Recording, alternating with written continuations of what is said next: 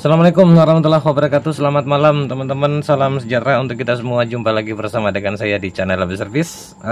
Merujuk dari konten saya kemarin yang saya buatkan ya. Kebetulan ini dapat kasus yang sama ya. Ini saya sudah buka dan saya sudah ngecek. Yang bermasalah itu sama-sama saja teman-teman ya. Permasalahannya tetap ada permasalahannya di baterai ya. Salah satu baterai bermasalah sehingga mengakibatkan BMS ini tidak ngecas ya. Alias ini ditandai dengan lampu indikator dari chargernya itu berwarna hijau terus seperti ini. Oke. Dan ada beberapa pertanyaan dari channel saya kemarin, tapi yang saya ambil itu teman-teman, ini yang saya mau buatkan tutorial ya. Bang, tolong dibuatkan dong cara ngukurnya untuk area BMS ya. Oke. Nah, sekarang BMS-nya sudah kelihatan ya. Tapi saya mesti harus dulu melakukan perbaikan ya teman-teman. Nanti pada saat normal lalu kita akan melakukan pengukuran di area BMS ya. Yang jelas permasalahan dari bor cas ini tidak mengecas itu disebabkan sama dengan di tutorial saya kemarin, ada satu baterai yang bermasalah.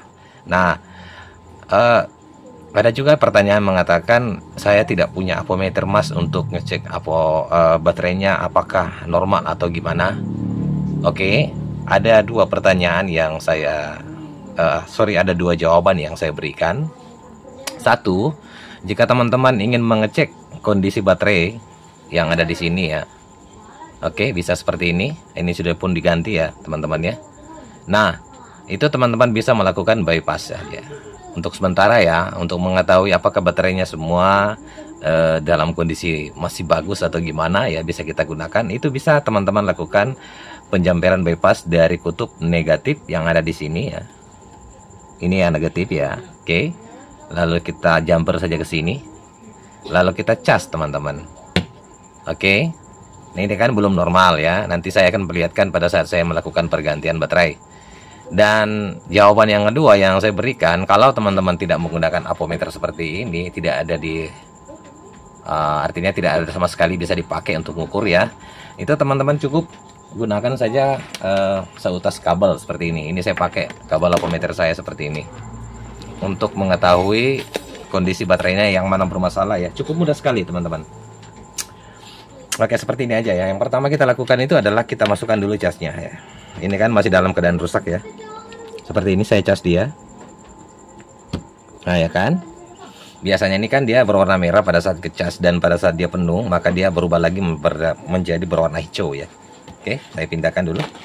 Nah, untuk cara ngeceknya seperti ini ya teman-teman. Mudah saja ya. Jadi cara ngeceknya jangan terlalu lama untuk shotkan ya. Jadi kita shotkan satu persatu baterainya seperti ini. Ini kan mau bolak-balik bisa ya. Seperti ini.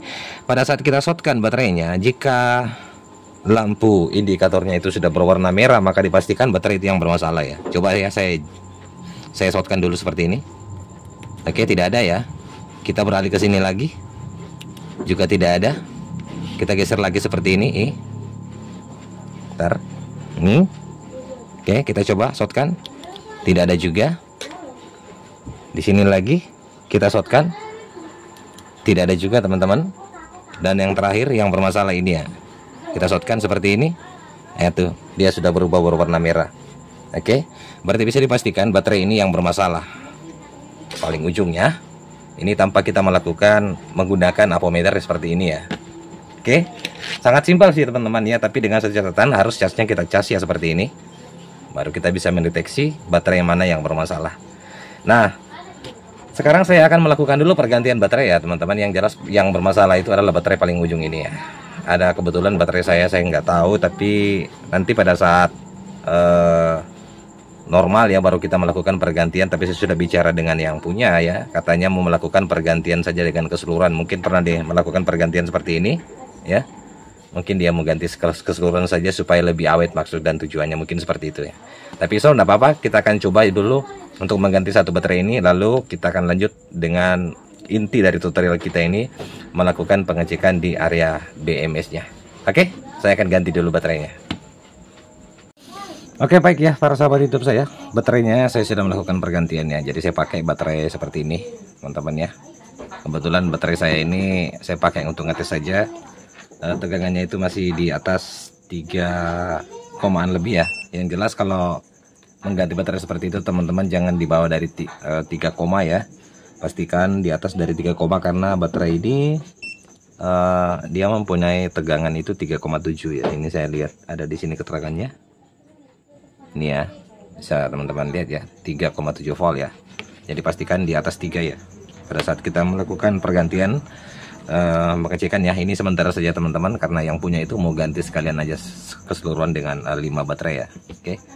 Nah, sekarang saya akan cek dulu.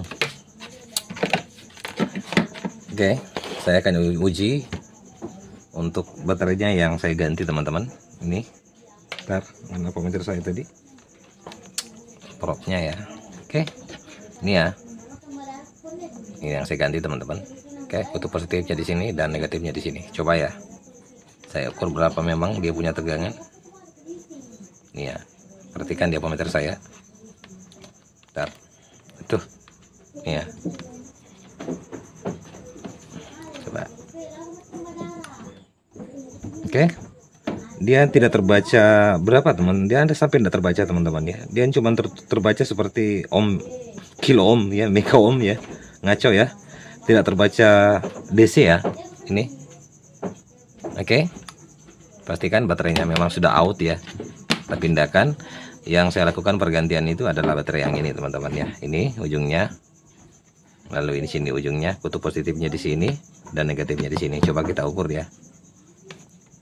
Bentar. Saya jepitkan saja seperti ini. Oke, seperti itu ya. Supaya lebih mudah. Oke. Nah, sekarang saya ukur di positifnya sini. Dia terukur 3,9 baterai saya teman-teman. Nah, sekarang kita boleh uji coba ya, bahwa betul memang baterai yang bermasalah. Kita masukkan casnya, apakah dia sudah, chargernya sudah berubah berwarna merah ataukah belum? Insya Allah sudah ya teman-teman. Oke, saya pindahkan dulu. Oke, ini saya coba nyalakan lah. Bisa teman-teman lihat ya. Oke, sekarang kita masukkan casnya seperti ini. Perhatikan lampu indikatornya di chargernya ya, sini ya. Saya masukkan dulu seperti ini.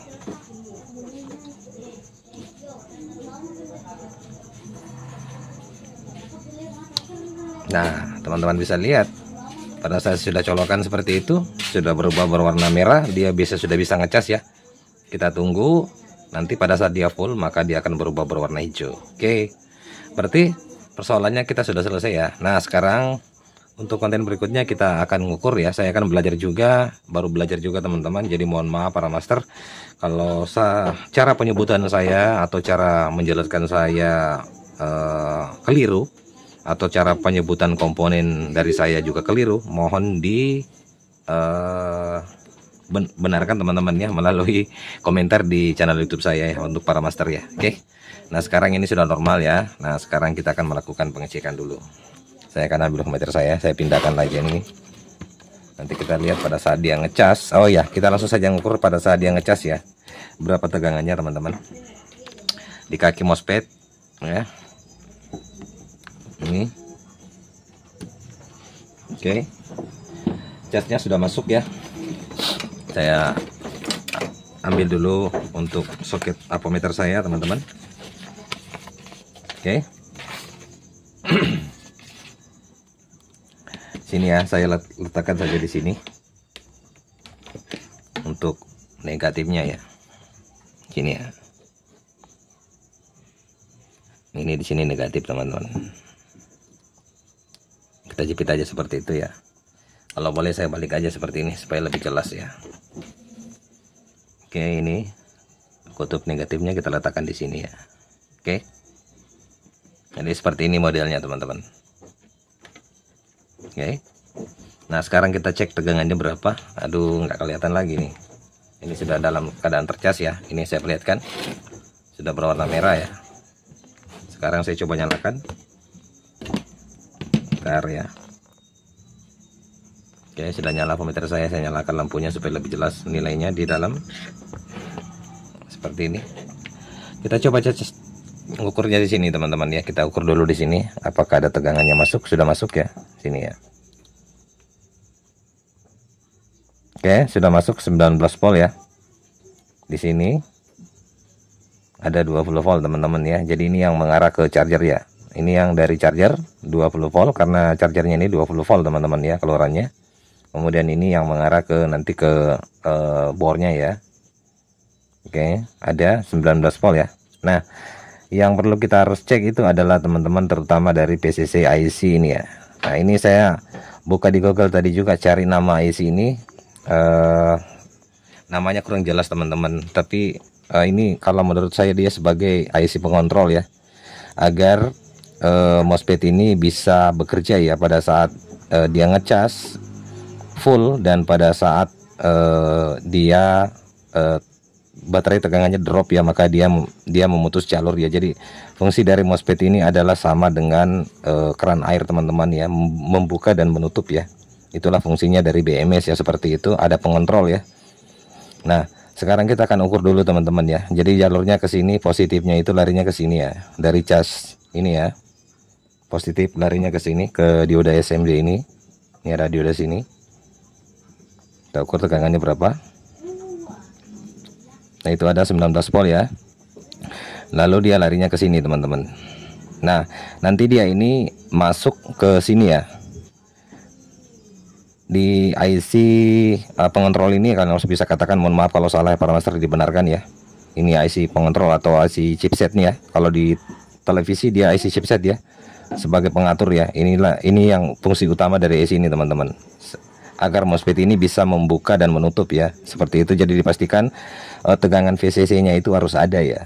Nah, untuk poinnya ini saya sudah buka Google ya teman-teman. Ternyata tegangan VCC nya itu ada di jalur pin 1 ya. Saya geser lagi dulu. Ini ya. Mungkin kakak blur gambarnya ya teman-teman. Nah, ini saya perlihatkan dulu pin satunya ya. Nah, itu ada titik ya di sini. Nggak ada titik ya. Nah, berarti jalurnya itu pin 1. Ini ada 8 kaki teman-teman. Jadi totalnya semua itu ada 16 kaki ya. Jadi cara hitungnya 1 2 3 sampai di sini 8. Sebentar, 1 2 3 4 5 6 7 8 ya. Larinya ke sini 9 sampai ke atas ini. Oke, jadi totalnya di sini 8 berarti 16 kaki ya teman-teman ya. Nah, untuk IC ini bisa bekerja harus ada tegangan VCC yang masuk sekitaran yang sama di charger ya, 20 volt ya teman-teman ya. Jadi kita ukur di kaki satu sini seperti ini. Nah, itu ada tegangan 19 volt masuk ya teman-teman ya. Pastikan ada tegangan 19 volt masuk di area VCC nya ya teman-teman ya. Oke, maka IC ini akan bisa bekerja ya. Nah, kita ukur di kaki 2. Ini saya perlihatkan saja teman-teman ya.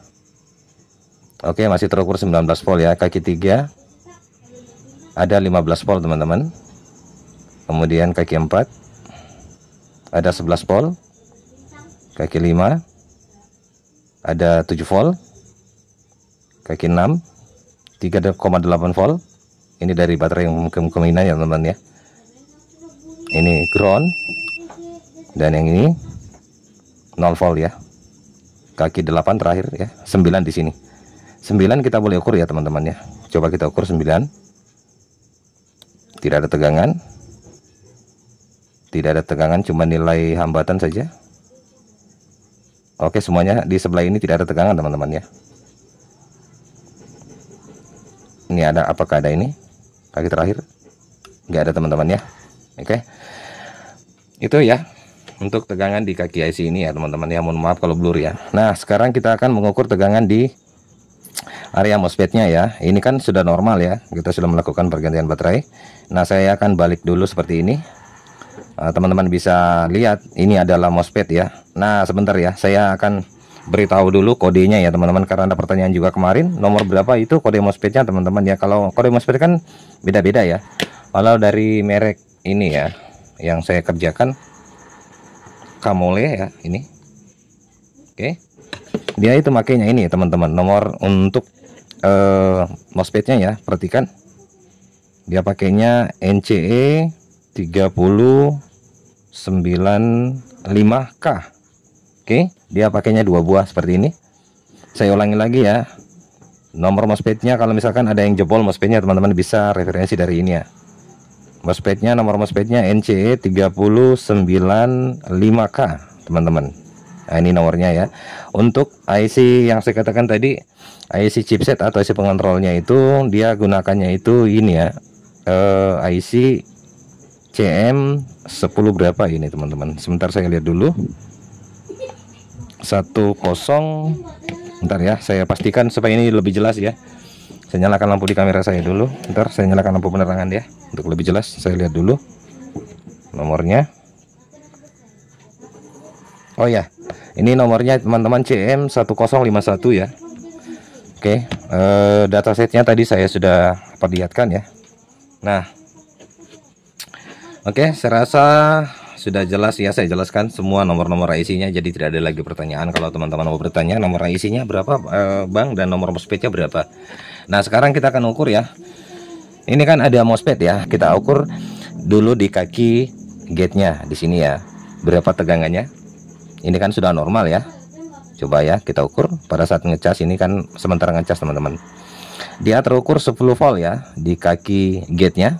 Untuk di drainnya, ini kan drainnya kan terhubung dengan negatif teman-teman, jadi tidak ada nilai ya. Kalau saya letakkan seperti ini pasti akan bunyi ammeter saya. Ukur lagi di yang satu ini apakah sama tegangannya. Ada ya 10 volt masuk ya di kaki gate-nya ya. Untuk drainnya tetap dia connect ya. Nah ini connect ya. Oke, connect juga. Nah, sekarang kita akan matikan dulu jasnya teman-teman. Saya akan cabut dulu ya. Nah, ini kan masih tercas ya, sudah berwarna merah seperti ini pada saat kita akan cas ya. Sekarang kita akan cabut. Nah, posisinya sekarang tidak tercas ya teman-teman ya. Ini sudah berwarna hijau, kita cabut. Nah, sekarang kita ukur lagi tegangannya teman-teman. Oke, kita ukur di sini. Berapa tegangannya? Yang kaki ini dia terukur 6,2 volt, dan yang kaki ini yang menuju ke bor ini ya terukur berapa? 19 volt. Oke, dan kita ukur di kaki MOSFET-nya teman-teman. Nah, ini yang kaki yang pengontrol ya. Kalau ada misalkan perintah dari IC ini untuk bekerja, maka dia akan bekerja ya, menutup dan membuka ya. Jadi maksud dan tujuannya itu menutup dan membuka. Pada saat kita ngecas, casnya itu baterai ini dalam keadaan full, maka dia akan memutus ya. Kemudian pada saat kepake dan baterai ini dalam keadaan posisi sudah low ya, artinya sudah tegangan arusnya berkurang, maka dia akan mematikan juga ya teman-teman ya. Nah, sekarang kita akan cek untuk tegangan gate-nya di sini. Oke, masih ada 10 volt ya untuk tegangan gate-nya pada saat kita cas dan tidak cas ya. Kemudian kita ukur tegangan drain-nya ya, mungkin. Oh, masih ya, sama ya teman-teman ya. Oke. Seperti itu ya untuk cara penjelasannya teman-teman. Saya rasa ini pun saya baru belajar ya. Menjadi perdebatan juga, ada pertanyaan katanya di channel sebelah kalau kita katanya bypass ya. Kan kalau untuk bypass itu teman-teman cukup kita jumper aja yang ke sini lalu ke sini ya. Nah, itu sudah terjadi bypass. Cuman masalahnya dia tidak melalui lagi sistem BMS ya teman-teman ya. Nah, katanya tidak apa-apa. Kalau itu sih menurut pribadi masing-masing ya. Tapi kalau menurut hemat-hemat saya, sesuai dengan konten saya kemarin-kemarin, kalau menggunakan sistem bypass itu pertama yang mengalami kerusakan paling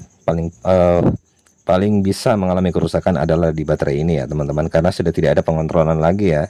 Pada saat baterai ini kita pakai, apalagi kalau dengan dengan beban yang besar ya, maka baterai ini akan panas ya. Nah, disitulah yang bisa terjadi ada ledakan ya teman-teman ya. Yang paling fatal sekali pada saat ada yang short, itu sudah tidak ada yang mengontrol atau sudah tidak ada yang men-switch lagi, sehingga bisa saja menimbulkan ada ledakan di area baterai ini kalau tidak menggunakan sistem dari BMS ini teman-teman. Maka mungkin seperti itu ya penjelasannya ya. Ya, sekali lagi saya jelaskan, jika menggunakan sistem bypass, bisa saja kita menggunakan sistem bypass, nah itu dengan cara mengecek kondisi baterai, bisa ya untuk sementara. Kalau cara cepatnya kita mengecek kondisi baterai apakah baterainya semua ini masih dalam kondisi bagus, bisa kita melakukan dulu bypass lalu kita akan cas. Kalau dia ngecas berarti kondisi baterai ini dalam kondisi normal, berarti mungkin permasalahannya ada di area BMS nya ya. Nah, kita melakukan lagi pengecekan tegangan seperti yang saya lakukan. Yang jelas intinya adalah tegangan VCC yang masuk ke IC chipset atau IC pengontrol ini teman-teman. Nah, itu harus ada ya, harus ada 19 volt atau 20 volt.